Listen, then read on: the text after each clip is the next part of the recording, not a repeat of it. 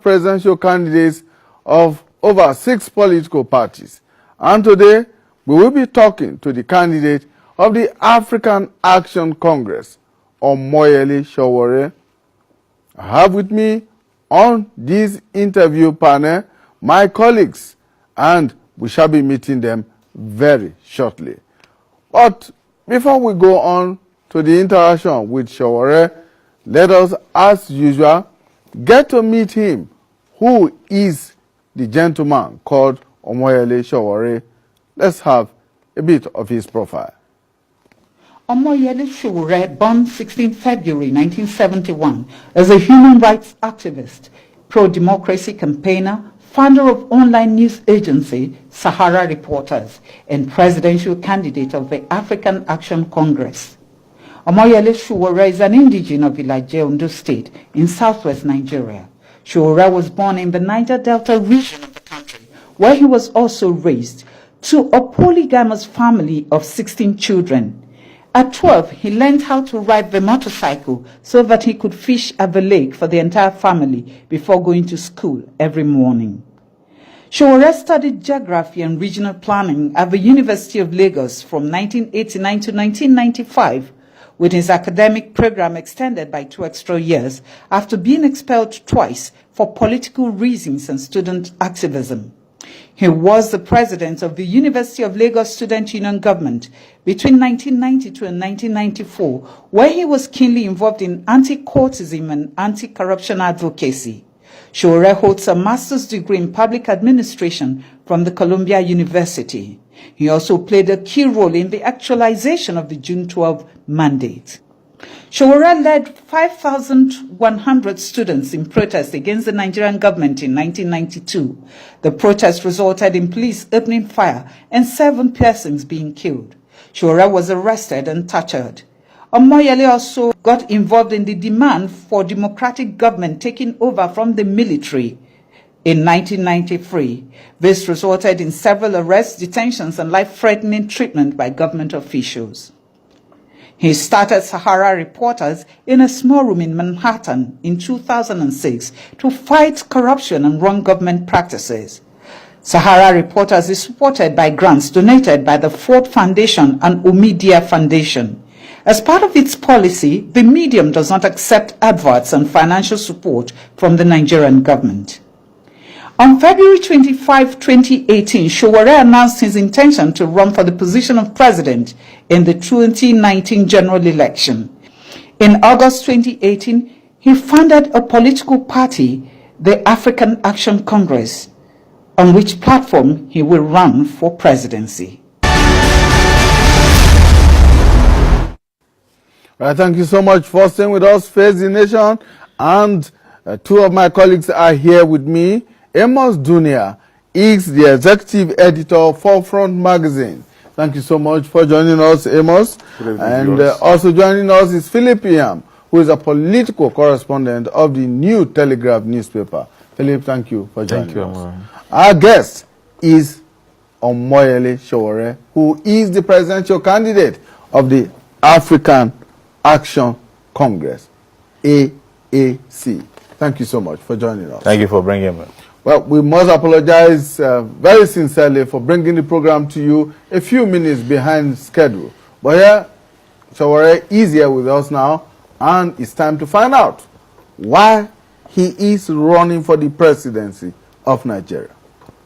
Thank you for bringing me once again, and good evening to Nigerians. I am running to become the president of Nigeria in 2019 because for 58 years since independence, this country has been governed by leaders who do not understand the country Nigeria, who do not understand its people, and apparently has not had interest of the people at heart.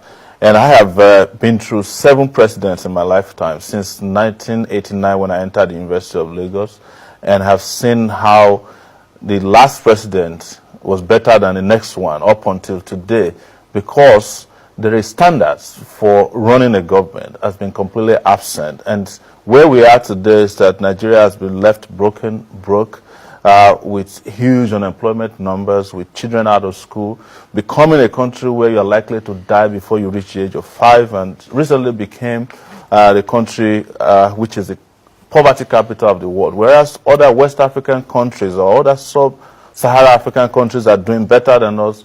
We are getting worse. But we stand here deceiving ourselves that these things will change if we don't change the players who are gaming us in this country. And people like me who have always stood on the side thinking that we can help them shake the trees when the fruits are ripe would have a different country if we don't step into the ring. I've suddenly realized that we are deceiving ourselves. I'm 47 years old.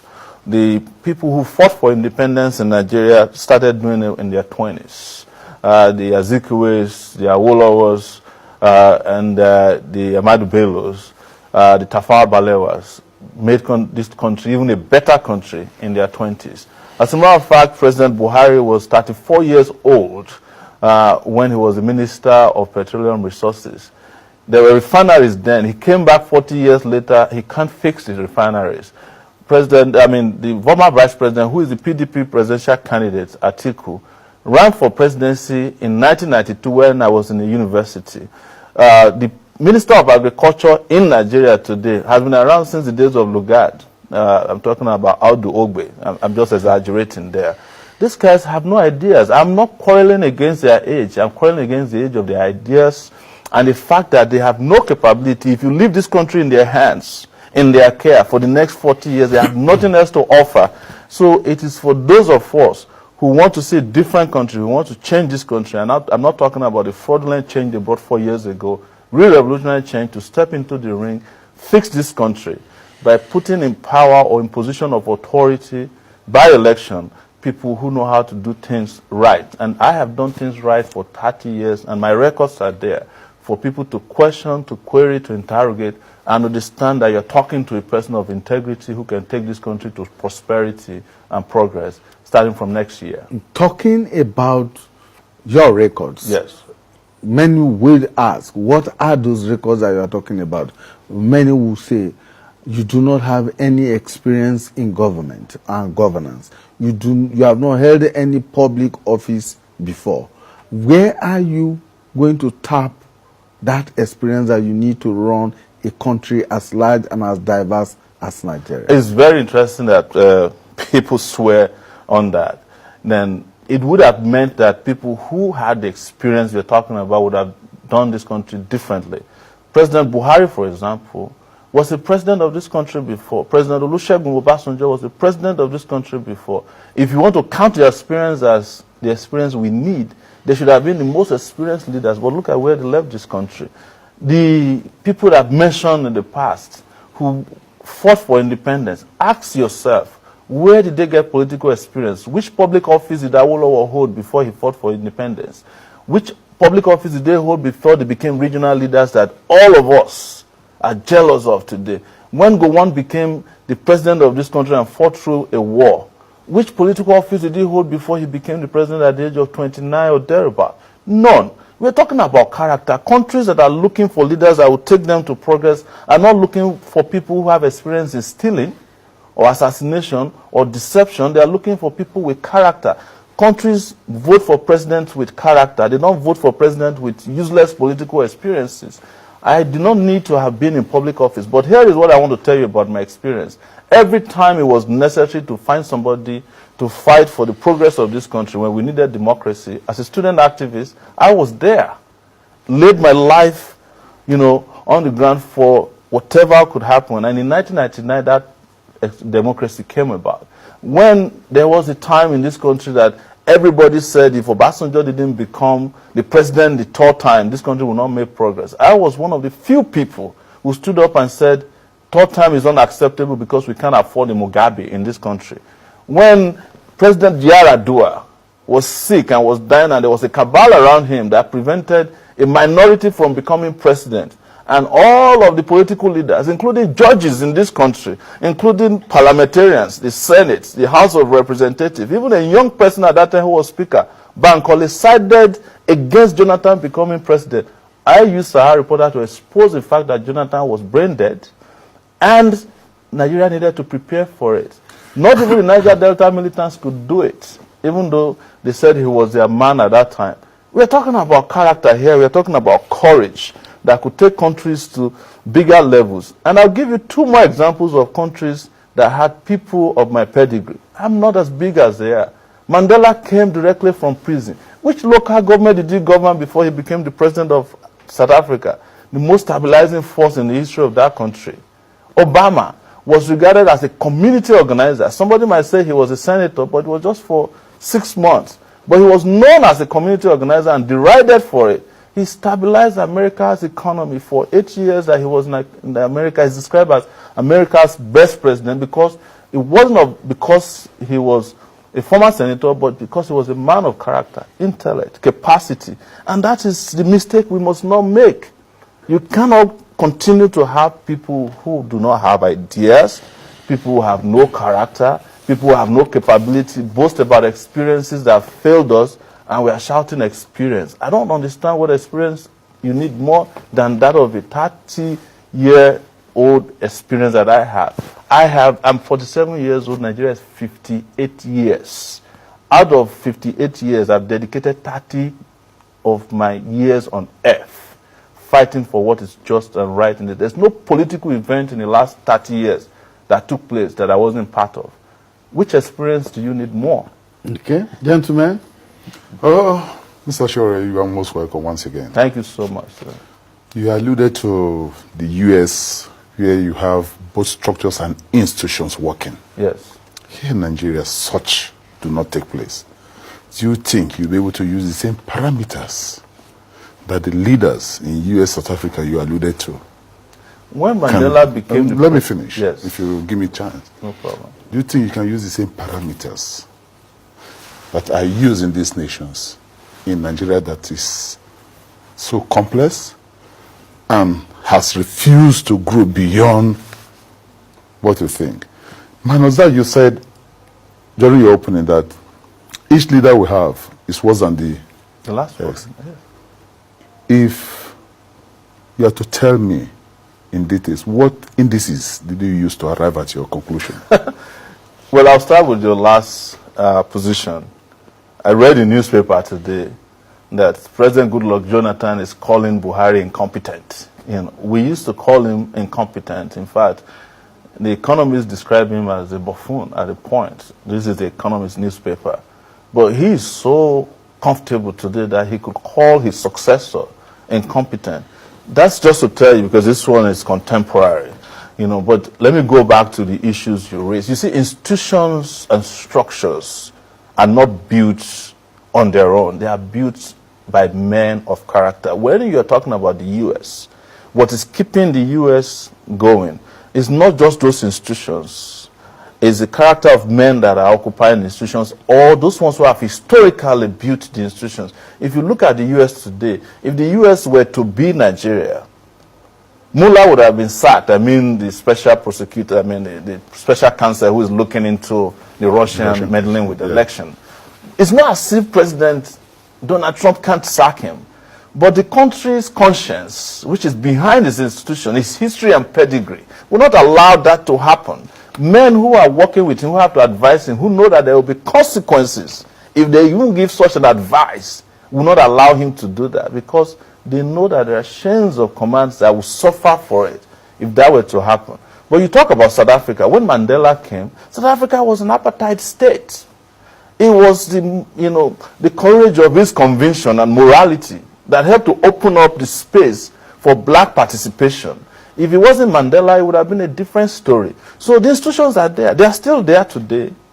But it took one man, Mandela, to change South Africa from an apartheid state to a democratic state.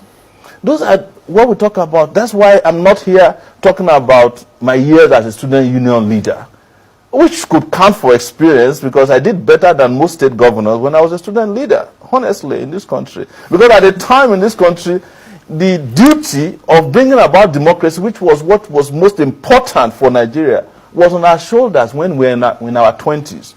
But there were military administrators all over the place who were jostling around stealing money. There were civilians who were helping the military suppress our democratic aspirations. But nobody counted as experience. That is experience. I tell people, if I were to be an army in the army, I would have been retired by now as a full-star general, going by the number of wars I fought and the scars that had to show for 30 years of consistently fighting. But here, who cares? You know, people are looking at those who destroyed the country, and we are rewarding them on a daily basis with socio-political promotions. We are giving them titles. We called some of them GCON, GCFR, and you look at what they did, they destroyed this country. But for those of us who have fought on the side of rights, what do we get? We get derided. They ask me, where's your experience? Some people will even ask me, why don't you go and run for local governments? You understand? And this country is being run by people who never did half of what I did. In fact, in honesty, and history can bear me witness, even though they don't teach them in schools anymore, when so many of these characters were hiding under their bed in the 90s, we were fighting on the streets for democracy that they are now benefiting from. And I can mention their names one after the other, but there won't be time for it, and that's not what we are here for. I'm here to project to you why I'm going to be your best president ever if you make the right choice next year.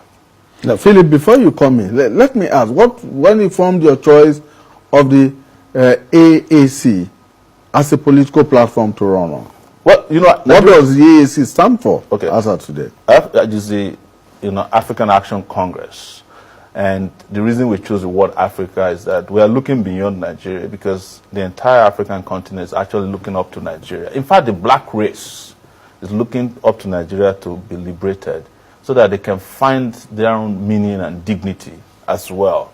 That's why the word Africa is there. And because Africa, of course, needs action, we must match all of our rhetoric with action for us to make the progress we want to make. Look, I was in South Africa recently, and I was invited on an interview. I spoke for 5 minutes. They shut down the interview. What was I saying? I said, look, the moment I become the president of Nigeria, the treatment you made out to Nigerians will stop. They were scared. They don't want somebody to say that. They didn't understand that the president of Nigeria is practically the president of Africa. And I'm not trying to be territorial here, but that moral voice is important on the continent of Africa.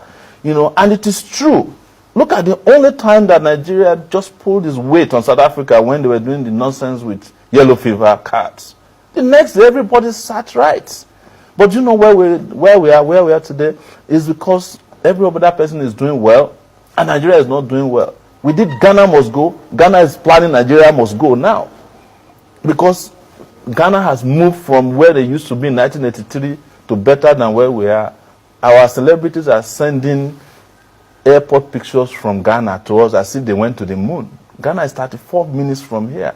There's no airport you can send its pictures from here because of mismanagement of not just our resources but our space, but they've also mismanaged our mentality to the extent that people have become mental slaves. That is why even young people don't have that pedigree to think that it is possible for a child of nobody to be the president of Nigeria. You're only good as far as they are concerned as becoming the local government chairman, not the president, because they don't even think of you as somebody who's capable of doing it because you don't have a name and you're not part of the people who are, of course, sanctified to be president of Nigeria. And that's what must change now. Yeah, I want us to look at things in practical terms. Yes. If you talk to most Nigerians, what they're asking for, they are not asking for too much. Nigerians are not looking for maybe an angel to come from heaven and build heaven here in Nigeria. They're asking for basic necessities of life, yes, basic amenities like water, power, good schools, good roads. Now you want to be president. Yes. How do you intend to provide this for Nigerians if given the opportunity within the tenure of your administration? We have 10 programs that are sitting on 3 pillars. The first pillar is security, second is self-sufficiency, and third is sustainability. And the programs are 1, security, power, electricity, infrastructure. We want to double the infrastructure in this country, fight against corruption, have an inclusive economic system. I'm not discussing the economics of World Bank structural adjustment program that destroyed this country. I'm talking about an economic system that is built by Nigerians and Nigerians can be proud of.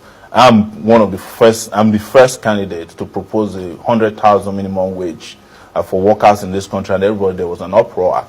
Some 2 weeks ago, South Africa is paying 126,000, equivalent of 126,000 naira. We want to restructure this country, but we have disagreement with the restructuring that was couched as a political party. And the moment the restructuring apostles found their candidate, Atiku, suddenly nobody's talking about restructuring. I've been saying that they didn't mean restructuring. They were forming a party that would turn this country into a paradise for thieves once again. And we're talking about health, education, agriculture, and tourism that is built around technology and modern practices. So you are not asking for more than basic things, right? But you know what I found out, having traveled around this country, having done about 32 states in the last 9 months, is actually that we can turn this country into a paradise as well. There's no big deal about it. We can move our electricity supply from 3,000 megawatts to 24,000. Using solar energy alone, you can do 4,500 megawatts. Morocco just did it. You can Google it and find out about it. Tunisia is doing it. You know, our gas system, there are 9-point-something billion cubic feet of gas in Ogoni land alone. That means that we have gas supply enough to provide gas turbine-driven electricity that can last us for over 40 years. But you cannot go near Ogoni land today because of the way these same leaders destroy the environment there, kill the people there, and don't want to resolve the problem. They only pay lip service to resolving the problem. We have said we will provide 5-point-something million jobs for young people, and it's not a promise that is based on just promises. We laid it down by saying we want to build 17 million units of housing, just the same way they did in China. For those who like to talk about China, they have what they call ghost apartments. Apartments that have been built that has not been occupied, even though they have over 1 billion people.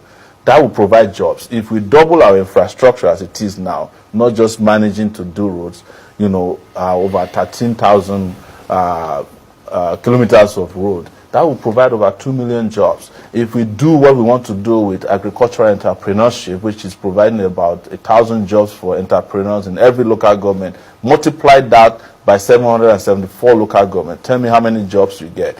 When we hire 200,000 teachers to fund into our system so that we can take over 13 million kids who are out of school now back into school and spend 1.3 trillion naira, 100,000 naira per child to go back to school. Tell me why the country will not improve. But the leaders in this country are not interested. They are more interested in feeding prisoners 14,000 naira per day than spending 100,000 naira to send children back to school, out of school kids.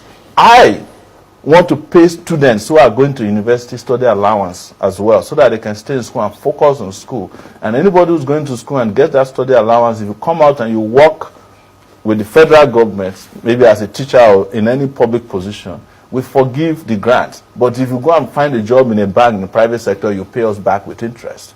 That's how it is done in other places. I'm just giving you this because I know there's not enough time. And this is the reason why I cannot wait to debate so many of these guys. And you heard that we're excluded from the debate because they're afraid of these ideas that will ignite growth, the kind of growth and development that will make Nigeria live above the basic necessities of life. We've been talking about basic necessities of life since I was in primary school. We should not be talking about that anymore. People are entitled to live on paradise on earth if their countries can afford it. And our country has shown that it can afford it.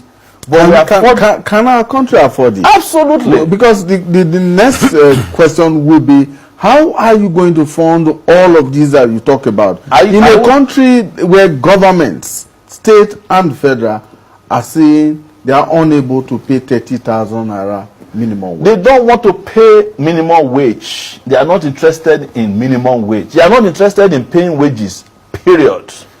These guys are slave drivers. Let me explain why that is the case to you. There's an argument going on between Fayemi in Ekiti State, Kayode Fayemi, and his former governor, Fayose. And Fayemi found out that Fayose had 18 billion naira given to him through the Paris loan refund. He never paid workers. Why? Because they needed the money to do elections so that he could put his puppets to cover up his behind for him, Fayemi probably would do the same thing, because the money that was supposed to use to pay workers in Ondo State was used to help Fayemi do see and buy in Ekiti. You understand? So why would they pay workers when the money that is supposed to go to workers is more about money they're interested in using to buy voters? These are the kind of leaders you have. They're not interested in paying workers. The one in Kogi State. You are making some very weighty allegations. You are making a presidential candidate. Allegations that you possibly cannot back up with facts. I will back up with facts. Look, I'm in this country. I'm also a reporter. Like every one of you sitting here, whether you don't accept me or not is a different issue. But I'm a reporter. I run Sowore Reporters. I have backed up all this. In fact, so many of the allegations that went to court now that they are trying in court, they first of all appeared on Sowore Reporters. So I'm not lying. I'm not lying that there was Paris reforms that were stolen by governors. There was a governor in Zamfara State, and this is not an allegation, who was given Paris reform, and he went and bought homes in America with it. I went and obtained the pictures, I obtained the documents I wish he bought homes with. But because he was friends with the president, he was trying to marry the president's daughter, nobody touched him till today. The governor who was found collecting dollars on tape, is that one allegation too? Why is there nobody touching him? So these are not allegations, we have facts on the ground. But instead of trying the governor, you are running after the reporter who exposed him and claiming that it's fake tapes. Mr. Sowore. Yes. You are an activist, no doubt. Yes. And there's nothing wrong with activism. No, there's nothing wrong with it. Yes. Some of us are too. Yes. Why do you think people don't take you serious You think in this race? You think people don't take me serious? No, the perception outside there. Does it make it look as... So here is where I will ask you for the facts. Yes. Where do you get the facts from that there's a perception that people don't take me serious? I interact with people in the community. But your personal interaction is not enough. It's not empirical enough. It might be that you have a bias for the people you interact with. No, the question If I I've wasn't asked, taken serious, yes. why do you think they don't want me to be in a debate? because of the presidential part debate. of the lack of seriousness they think of. Lack of seriousness? And you think Buhari is serious and Atiku is serious? You tell me. No, but beyond that. No, we are having an argument. We are journalists. Yes, beyond your activism. No. Beyond your activism. Beyond my activism, Yes. I just read to you my educational background. I attended the University of Lagos. Good one. Yes. I have a master's degree. Yeah. in Can you allow me to ask the administration. question? Yes, go ahead and ask the question. Beyond your activism, Yes. you come from a very rich cultural background, the Southwest. Who gave you the impression that... I'm a Nigerian, first and Okay, foremost, so I so understand I want that. you to land, yes. Yes. You come from a very rich cultural background where we have respect and honor and revere elders. Yes. You are considered as somebody that use some very foul languages on people. Like and you what? want to rule. Like what? I've been here since... What foul language did you detect in my contenance? Or So my many. I expression? cannot continue to... No, espouse them. we've been interviewing, and I want you to Yeah. take me up on that because you are No, but I've listened to you. Gentlemen, we have very limited you are a time. reporter. Let's you, go you to are, you are the confronting a substance of our presidential case. candidate, Yes. and you are on national TV. You can't be flippant. With due respect to you, yes. Another word. No, you can't afford to be because people are watching us. People That's are why I say listening you to see us. you've used And another word. It's not. It's about the future. No, flippant is not an insulting word, but I consider it flippant for you to say that people don't It's take me derogatory, serious. you know? It's derogatory for you to Good. say that I'm not being taken serious when I've traveled around 32 states in 9 months. I have an agenda. I have spoken to crowds around this country. I've been to palaces. I've been to schools. I've been to churches. I have been to town hall meetings. Not only in Nigeria, I've been in Canada, I've been in the US, I've been in the UK, I've been in Australia, traveling over 26 hours. And you say people don't take me serious. People are donating to our campaign. You say they don't take me serious, both locally and internationally. Yes, I'm the only one who has raised money publicly and transparently. And you think people don't take me serious.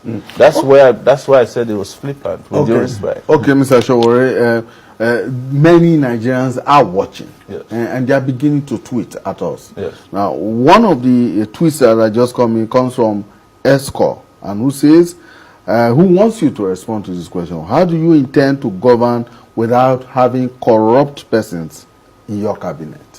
Thank you. So, the assumption that every Nigerian is corrupt is what that government will lead you to. That there are a lot of Nigerians who are not corrupt, but the kind of system of governance, of patronage that we've been running over these years have only promoted the interests of the greedy, and we have been servicing the greedy to the point that people don't even know that there are Nigerians who are honest within Nigeria and outside Nigeria, who can help lead this country to prosperity. A lot of them professionals who are doing so well. And our campaign, as it is, we started 9 months ago as a movement, has so many of those Nigerians. In fact, we have gotten to a point where we have a shadow cabinet in place. But if you're in doubt about my pedigree and integrity, I did Sahara Reporters for 12 years. I wasn't the only person there. I had reporters, and you can ask anybody who knows some of our underground reporters. It is against our own rules to even accept what they call communiqua, which is the envelopes that they collect when they go and cover events. If I do not have enough money for my reporter, I don't send you to work. And when I started Sahara Reporters a year ago in a lab in Lagos, I promised that anybody working in that lab will not be paid less than the minimum wage that I'm proposing today. And that's exactly what I did. But you know what? It didn't take more than 2 months after I started when they came after me. They seized the money through a law court in Ilorin. The Senate president seized the money. Of course, I just won the case in the Court of Appeal, and we're waiting to get out our money now. So, and that leads me to your question about cultural respect. If you know what the elders of this country have done to us, you know that they don't deserve respect. In fact, we are nice that we still see them and respect them. They've destroyed what could have been of our dignity. They've brought poverty, they've brought diseases. They've stripped us. That is why when you travel abroad, when other people have been separated and treated by human beings, they ask dogs come and sniff you because you are a Nigerian. It's these elders that you ask us to respect that did it to us. Our elders, so many of them, especially the political leaders, don't deserve any respect. I'm saying it without apology. But there are elders in this country who deserve respect, and we respect them, and they respect us. Yeah, you talked about the minimum wage that we can pay, but some of these governors don't just want to pay. They don't want to pay. Right. Now, if you are president, how will you get them to pay? One, the governors have immunity. Yes. So how will you compare these governors? Because you have listed several allegations about against some of them here. Now, if such a thing happened in your administration, how will you go about it? Minimum wage that we are proposing is for federal workers. I am not responsible for state workers as the president of Nigeria. But I will do everything I can. Yeah, what will you do at the state level? So I will do everything I can to help push for payment of wages for workers. There's a difference between minimum wage and a living wage. What I'm proposing is a living wage for workers. So it's to put pressure on these governors and help let everybody know transparently how much they're getting. Listen, as we're sitting here today, you can never hear that a governor failed to pay himself the security vote and in any month. It has never happened before. And these security votes are in millions, in some cases billions of naira. Almost 50% of what the minimum wage of workers are in those states. I would work towards the legislation that will abolish security votes, because that's slush funds that are not accounted for, that if they were accounted for, there will be enough money to take care of the minimum wage of workers at 100,000 naira per worker. Let me explain to you how much it will cost us. We've done our calculation. And it's only going to cost $1.5 billion to pay this minimum wage. But it will grow the local economy so fast and so well that our GDP will grow astronomically. Because the people at the top who are earning the highest in terms of allowances and salary, when they get paid, they take the money out. They go to Dubai, London to go and buy houses. When the workers, regular workers get paid, they send money to their children, they spend money in schools, they send money to their parents. So minimum wage or living wage is a wage that is retained within the country. But here we are complaining about minimum wage of 30,000 naira. and our senators are taking home 13.7 million naira as allowances every month. Do you know that it takes 2 years of a PhD holder, a professor that has been working for 14 years, it takes them 2 years of salary at 450,000 naira per month to make the allowance of a senator? In 1 month. In 1 month. Yes. If you are earning minimum wage of 30,000 in Nigeria, it will take you 30 years to make the salary of a senator in a month. The allowance. The allowance of a senator, not the salary. And you have not added the extortion that they carry out in the name of oversight in ministries, departments, and agencies of government. Something that will stop. Look, we should not be deceiving ourselves sitting down. We know all the problems. All the journalists, we know all the problems. Yeah, Yes. I want to ask you this question. But before you ask that question, let me quickly say here, we've been getting a lot of tweets. I And can one of imagine. them is from Olumese Ahigbe, Yes. who says, we take Sowore seriously. Yes, I'm surprised that our colleague said that people don't take me seriously. But we'll resolve that when we get out of here. But Ahigbe also asks that you speak the truth in a raw way. Well, it's what is needed at this time. We have been raped and destroyed in the rawest manner. And to retrieve and recover from that situation, we have to speak truth to power in the rawest possible way. You have to our leaders are tone deaf. And that is starting to affect the followership as well. So to break through that ceiling that is preventing people, that's made people very complacent and reticent, you have to go beyond this. That's why we call our campaign Revolution Now. And Victor is also reacting to the statement you just made about paying 100,000 naira as minimum wage to federal workers. Yes. And his question is, won't that create anarchy in the system if the workers at the state level Yes, are so much left disequilibrium. unattended to? No, there won't be disequilibrium. There won't be disequilibrium. You see, what is there is that whatever is happening at the federal, it's the federal government shares money. Every revenue that comes to Nigeria is shared between the federal and the state and the local governments, right? And what happens to us is that we need 1.3 billion to pay minimum wage of 100,000. But we are stealing 5 billion every year from the public purse. So if we add another billion, we'll be able to pay state workers, or let's say we add another 2 billion, which makes it 3.5 billion. We'll be able to pay state workers this amount. But the state workers have to fight for their life, that when the money gets to the governors, they pay the monies to them. It's not only salaries that governors are stealing. Governors are stealing local government allocation with impunity in this country. We know that, right? So you cannot continue with so it's up to people to also not vote for thieves as their governors. You have to look for a Sowore in your state as well and vote for him in the next election. Look for a Sowore as a senator. Let me tell you, the other day I was asking that we abolish the Senate, have a unicameral legislative system. There was an uproar in the country. A few days ago, some senators and I think House of Rep members gathered together that they are looking for a parliamentary system of governance. What is the parliamentary system of governance? It's pretty much a unicameral legislative system. Where do you think they are coming from? Huh? Where do you think they are coming from? Because the ideas that I have been speaking to is beginning to percolate into the system, because people are following me and they are looking at it and saying, this young man has got great ideas. Due respect, senior journalist, I was the one who proposed June 12 as Democracy Day.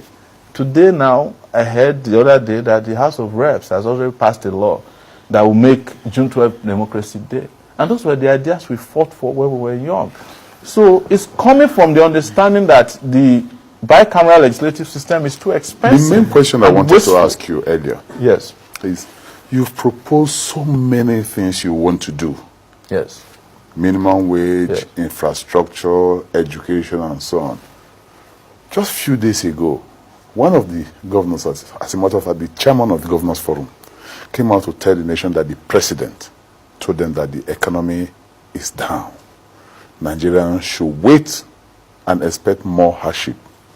And now, you are contesting. If you win with a very tattered economy, how do you intend to cope or actualize all the things you are putting together? With a lot of external borrowing by state and even the federal government. You know, nothing is as bad as deception.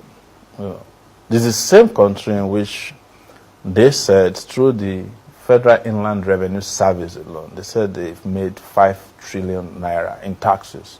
Is this correct? That's what they said. Yes. What is Nigeria's budget? Nigeria's budget, 8 trillion. That means that from FRS alone, you've covered a huge percentage of your budget. More than 60%. Exactly. This same year, $320 million was returned from Abacha loot into, that wasn't budgeted for. So extra money, right? Even JAMB said they made money this year. Trillions. No. The Port Authority claimed they made money. EFCC said they recovered over 540-something billion naira from people who stole from the past. So who is lying to who? You see, they are telling you... You've not come to the oil sector.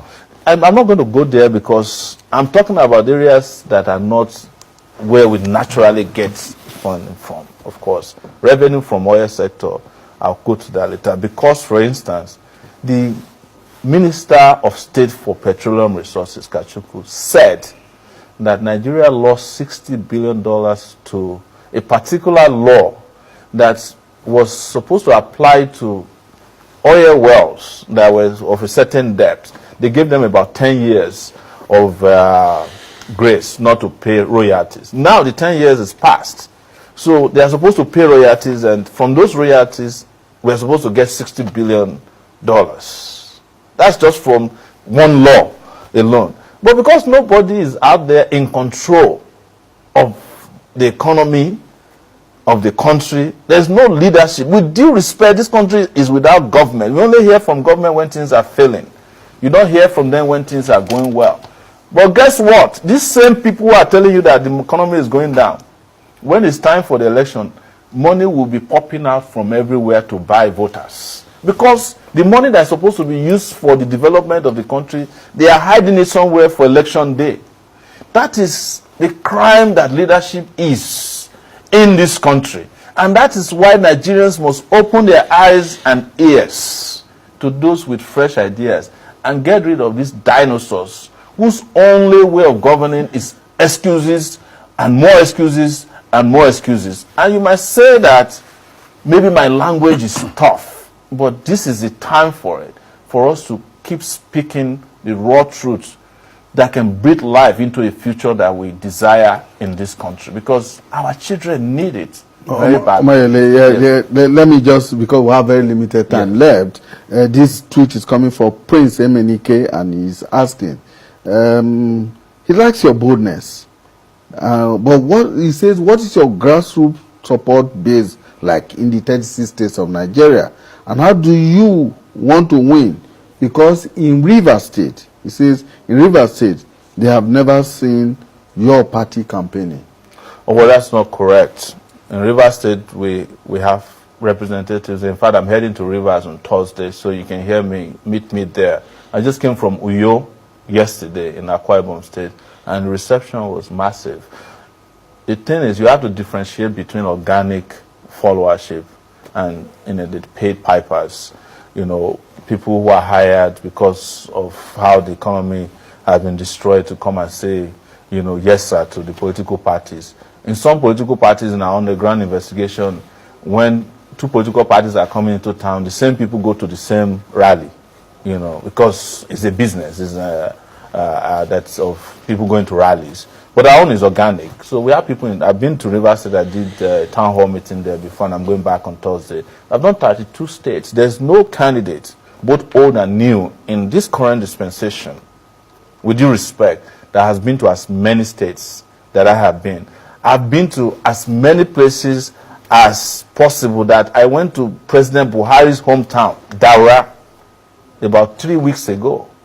I rode into the place. The place, of course, had no light in the night, and told them that they should be expecting their grandfather because we are retiring him next year. And they shared to it. The problem, and I will lay this on your shoulders and on your feet, is that the media are not covering the new candidates. This is the 4th time in 9 months that I'm coming to AIT. Every night you are only covering APC and PDP, the 2 failed parties that failed this country.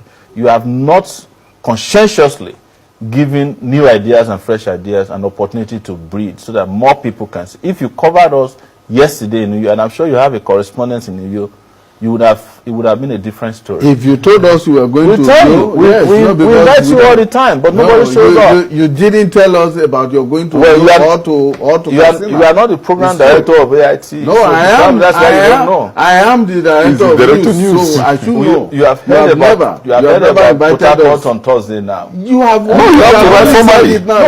I'm not saying that we invite you. You have to send us formal invitations and notify us. And we cover all political parties. And that is the reason why we have given presidential candidates the equal opportunity to feature on this program. I appreciate this is his second invitation. The last time I was here, I made the same charge. The truth is that proportionately we are being gamed. We are invite the media will be there. Is the reason why we're skimmed out of the debate, because I'm sure people who listen to my ideas, my views tonight, we have a different view of who is running for the presidency.